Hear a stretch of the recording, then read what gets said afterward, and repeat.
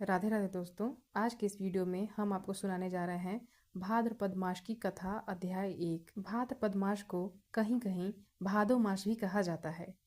यह महीना विशेषकर भगवान कृष्ण और भगवान विष्णु की पूजा आराधना के लिए श्रेष्ठ बताया गया है।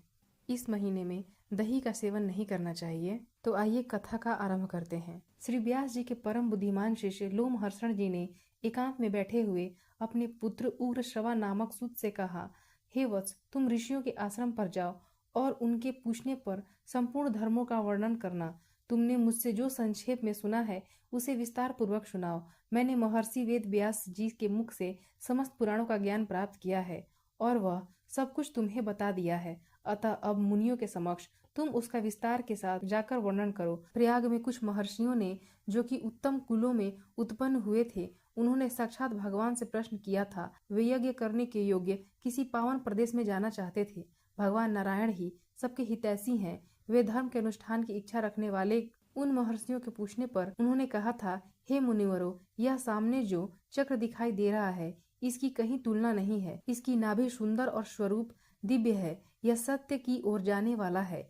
इसकी गति सुंदर और कल्याणमयी है। तुम लोग सावधान होकर नियम पूर्वक इसके पीछे जाओ। तुम्हें अपने लिए हितकारी स्थान की प्राप्ति अवश्य होगी। यह धर्ममय चक्र यहाँ से जा रहा है। जाते जाते जिस स्थान पर इसकी नैमी जीर्ण श्रेष्ठ होकर गिर पड़े उसी को पुण्य में प्रदेश समझना। उन सभी महर्षियों से इस प्रकार कहकर भगवान अंतर ध्यान हो गए और वह धर्म चक्र नैमिषारण्य के गंगावर्त नामक स्थान पर गिरा। तब ऋषियों ने निमिषण होने के कारण उस स्थान का नाम नैमिष रखा और नैमिषारण्य में दीर्घ काल तक चालू रहने वाले यज्ञों का अनुष्ठान आरंभ कर दिया। वहीं तुम भी जाओ और ऋषियों के पूछने पर उनके धर्म विषयक संशयों का निवारण करना। उसके बाद महाज्ञानी उग्रश्रवा पिता की आज्ञा मानकर उन मुनीश्वरों के पास जाते हैं। उनके चरण पकड़कर हाथ जोड़कर उन्होंने प्रणाम किया। सूत जी बड़े बुद्धिमान थे। उन्होंने अपनी विनम्रता और प्रणाम आदि के द्वारा महर्षियों को संतुष्ट किया। वे यज्ञ में भाग लेने वाले महर्षि भी सदस्यों सहित बहुत प्रसन्न हुए। सभी ने एकत्रित होकर सूत जी का यथा योग्य सत्कार किया। फिर सभी ऋषियों ने कहा, हे देवताओं के समान तेजस्वी सूत जी, आप कैसे और किस प्रदेश से यहाँ आए हैं? अपने आने का कारण बताइए। तब सूत गोस्वामी ने कहा, हे महर्षियों, मेरे बुद्धिमान पिता व्यास शिष्य लोमहर्षण जी ने मुझे आज्ञा दी है कि तुम मुनियों के पास जाकर उनकी सेवा में रहो और वे जो कुछ तुमसे पूछें उसे बताओ। आप लोग मेरे पूज्य हैं। बताइए, मैं कौन सी कथा कहूँ? पुराण, इतिहास और भिन्न भिन्न प्रकार के धर्म जो भी आपकी इच्छा हो वह सुनाऊंगा। सूत जी का यह मधुर वचन सुनकर श्रेष्ठ महर्षि बहुत प्रसन्न हुए। अत्यंत विश्वसनीय विद्वान लोमहर्षण पुत्र उग्रश्रवा को उपस्थित देखकर उनके हृदय में पुराण सुनने की इच्छा जागृत हुई। उस यज्ञ में यजमान थे महर्षि शौनक, जो संपूर्ण शास्त्रों के विशेषज्ञ, मेधावी और वेद के विज्ञानमय आरण्यक भाग के आचार्य थे। वे सभी महर्षियों के साथ आश्रय लेकर धर्म सुनने की इच्छा से कहने लगे। श्रवणक ऋषि ने कहा, हे महाबुद्धिमान सूत जी, आपने इतिहास और पुराणों का ज्ञान प्राप्त करने के लिए ब्रह्म ज्ञानियों में श्रेष्ठ भगवान व्यास जी की भली भांति आराधना की है। उनकी पुराण विषयक श्रेष्ठ बुद्धि से आपने अच्छी तरह से लाभ उठाया है। यहाँ जो श्रेष्ठ ब्राह्मण विराजमान है, इनका मन पुराणों में लगा रहा है। यह पुराण सुनना चाहते हैं, इसलिए आप इन्हें पुराण सुनाने की ही कृपा कीजिए। यह सभी श्रोता जो यहाँ एकत्रित हुए हैं वे सभी श्रेष्ठ हैं। भिन्न भिन्न गोत्रों में उनका जन्म हुआ है। यह वेदवादी ब्राह्मण अपने अपने वंश का पौराणिक वर्णन सुने। इस दीर्घकालीन यज्ञ के पूर्ण होने तक आप मुनियों को यह पुराण सुनाइए। आप इन सभी लोगों से पद्म पुराण की कथा कहिए। पद्म की उत्पत्ति कैसे हुई, उससे ब्रह्मा जी का आविर्भाव कैसे हुआ और कमल से प्रकट हुए ब्रह्मा जी ने किस प्रकार जगत की सृष्टि की, यह सारी बातें बताइए। उनके इस प्रकार पूछने पर लोमहर्षण कुमार सूत जी ने सुंदर वाणी में सूक्ष्म अर्थ से भरा हुआ न्याय युक्त वचन कहा। सूत जी ने कहा, हे महर्षियों, आप लोगों ने जो मुझे पुराण सुनाने की आज्ञा दी है इससे मुझे बड़ी प्रसन्नता हुई। यह मुझ पर आप सबका महान अनुग्रह है। संपूर्ण धर्मों के पालन में लगे रहने वाले पुराण देवता विद्वानों ने जिनकी भली भांति व्याख्या की है, उन पुराणोक्त विषयों को मैंने जैसा सुना है उसी रूप में वह सब आपको सुनाऊंगा। सत्पुरुषों की दृष्टि में सूत जाति का सनातन धर्म यही है कि वह देवताओं, ऋषियों और अमित तेजस्वी राजाओं की वंश परंपरा को धारण करें, उसे याद रखें और इतिहास तथा पुराणों में जिन ब्रह्मवादी महात्माओं का वर्णन किया गया है उनकी स्तुति करें। क्योंकि जब वेन कुमार राजा पृथ्वी का यज्ञ हो रहा था उस समय सूत और मागध ने पहले पहल उन महाराज की स्तुति की थी और उसी स्तुति से संतुष्ट होकर महात्मा पृथु ने उन दोनों को वरदान दिया था। वरदान में उन्होंने सूत को सूत नाम देश और मागध को मगध राज प्रदान किया था। क्षत्रिय के वीर्य और ब्राह्मणी के गर्भ से जिसका जन्म होता है वह सूत कहलाता है। ब्राह्मणों ने मुझे पुराण सुनाने का अधिकार दिया है। आपने धर्म का विचारक करके ही मुझसे पुराण की बातें पूछी हैं, इसलिए इस भूमंडल में जो सबसे उत्तम और ऋषियों द्वारा सम्मानित पद्म पुराण है उसकी कथा कहना मैं आरंभ करता हूँ। श्री कृष्ण द्वयापन व्यास जी साक्षात भगवान नारायण के स्वरूप है। वे ब्रह्मवादी सर्वज्ञ संपूर्ण लोकों में पूजित और अत्यंत तेजस्वी हैं। उन्हीं से प्रकट हुए पुराणों को मैंने अपने पिताजी के पास रहकर अध्ययन किया है। पुराण सभी शास्त्रों के पहले से विद्यमान है। ब्रह्मा जी के कल्प के आदि में सबसे पहले पुराणों का ही स्मरण किया गया था।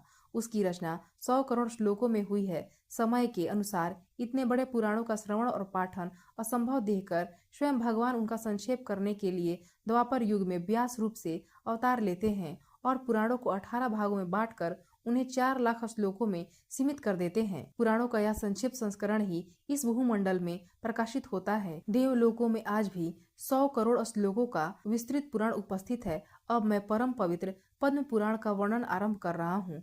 उसमें 5 खंड और 55,000 श्लोक हैं। पद्म पुराण में सबसे पहले सृष्टि खंड आता है, उसके बाद भूमि खंड, फिर स्वर्ग खंड और उसके पश्चात पाताल खंड, उसके बाद परम उत्तम उत्तरखंड का वर्णन आया है। और इतना ही पद्म पुराण है। भगवान की नाभि से जो महान पद्म यानी कमल प्रकट हुआ था, जिससे इस जगत की उत्पत्ति हुई, उसी के वितरांत का आश्रय लेकर यह पुराण प्रकट हुआ है, इसलिए इसे पद्म पुराण कहते हैं। यह पुराण स्वभाव से ही निर्मल है और उस पर भी इसमें श्री विष्णु भगवान के महात्म का वर्णन होने से इसकी निर्मलता और भी बढ़ गई है। देवाधिदेव भगवान विष्णु ने पूर्व काल में ब्रह्मा जी के प्रति जिसका उपदेश दिया था और ब्रह्मा जी ने जिसे अपने पुत्र मरीचि को सुनाया था, वही यह पद्म पुराण है। ब्रह्मा जी ने ही इसे इस जगत में प्रचलित किया है। हे महर्षियों, जो सृष्टि रूप मूल प्रकृति के ज्ञाता और इन भावात्मक पदार्थों के दृष्टा हैं, जिन्होंने इस लोक की रचना की है, और जो लोक तत्व के ज्ञाता हैं तथा योग वेता हैं, जिन्होंने योग का आश्रय लेकर संपूर्ण चराचर जीवों की सृष्टि की है, और जो समस्त भूतों और अखिल विश्व के स्वामी हैं, उन सच्चिदानंद परमेश्वर को मैं नमस्कार करता हूँ। फिर ब्रह्मा महादेव, इंद्र, अन्य लोकपाल और सूर्य देवता को एकाग्रचित नमस्कार करके ब्रह्म स्वरूप फिर ब्रह्म महादेव, इंद्र, अन्य लोकपाल और सूर्य देवता को एकाग्रचित नमस्कार करके ब्रह्म स्वरूप वेद व्यास जी को प्रणाम करता हूँ। उन्हीं से इस पुराण विद्या को प्राप्त करके मैं आपके समक्ष प्रकाशित करता हूँ। जो नित्य अव्यक्त सत स्वरूप वह ब्रह्म ही महातत्व से लेकर विशेष प्रयत्न विशाल ब्रह्मांड की सृष्टि करता है। यह विद्वानों का निश्चित सिद्धांत है। सबसे पहले हिरण्यमय तेजोमय अंड में ब्रह्मा जी का प्रादुर्भाव हुआ।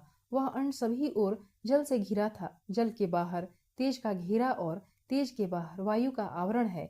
वायु आकाश से और आकाश भूत आदि तामस अहंकार से घिरा है। अहंकार को महतत्व ने घेर रखा है और महतत्व अव्यक्त मूल प्रकृति से घिरा है। इस अंड को ही संपूर्ण लोकों की उत्पत्ति का आश्रय बताया गया है। इसके सिवाय इस पुराण में नदियों और पर्वतों की उत्पत्ति का बार बार वर्णन आता है।